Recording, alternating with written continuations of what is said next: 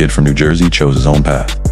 Cameras flashing, family beside him, the father who won 5 NBA championships sitting right there, the mother who coached him since the first grade, and in the middle of it all, Dylan Harper, a last name that came with a legacy and a decision that would finally make it his own. This right here is where the secret got out. The Nike EYBL, the deepest Shark Tank in high school hoops. Every kid on that floor is a future college star, and most of them came in thinking they were him. Then Dylan Harper pulled up, 19 a game, 7 boards, 5 dimes. Running point for the New York Rens against the best the country could throw at him and making it look like a Sunday run. But it ain't the numbers, it's the pace. Watch him. Never rushed, never sweating. 6'6" and gliding like he already read the last page of the book. Crossovers leaving grown men reaching for ankles that ain't there. Step backs with a hand in his face, splash anyway. That's not summer hype. That's years in a gym with mama on the whistle. By the time the dust settled, the streets and the scouts agreed on one thing: number 2 player in America. And he was just warming up. Before we talk about anybody else, we gotta talk about Maria Harper. Long before Dillian had a name that echoed, his mother was the one in the gym, a Division I guard at New Orleans. Born in the Philippines, came to America at 7 years old, and fell in love with the same game she'd one day hand down. She wasn't a sideline parent. She was the coach, the voice, the standard. Everything Dylan became started with the woman who got there first. She didn't coach from the stands with a foam finger. She coached from the bench, first grade through high school at Don Bosco. Same gym, same standard every day. Other kids' parents were yelling, "Shoot it." From Rosie, Maria was drawing up the play, calling the timeout, and holding her own son to a higher bar than anyone else in the building. Imagine getting benched by your own mother. Here's what nobody tells you about Dylan Harper. That ice in his veins, it wasn't born, it was built. Every step back, every dagger, with the gym shaking, that's a woman running him. Through the same drill 400 times until missing wasn't an option. Pops handed down the rings, Maria handed down the footwork, the IQ, the spine. So while the world acts like they just found him, she's been courtside since grade school, he could have gone anywhere. Duke called, Kansas called. The Blue Bloods lined up with chandeliers and championship banners. Dylan Harper looked at all of it and said, "Nah, I'm staying home." Rutgers, the most disrespected program on the list, in his own backyard. Either the boldest move in recruiting history or the most reckless. New Jersey held its breath. Then he stepped on the floor, and the doubt died fast. 20 points in his first game, 24 in his second, 20 in his third, the first Scarlet Knight to open a career like that since 1972. This wasn't a kid easing in. This was a statement, game after game, against Big Ten bodies who'd been in college for years. The freshman wasn't adjusting to the league. The league was adjusting to him. Then came Notre Dame. 36 points.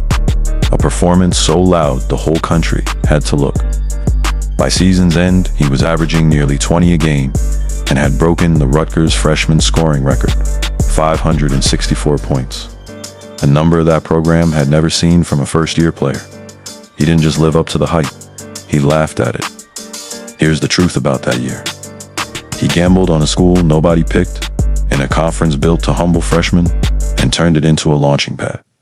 Scouts stopped asking if he was a lottery pick, and started asking if he'd go number 1.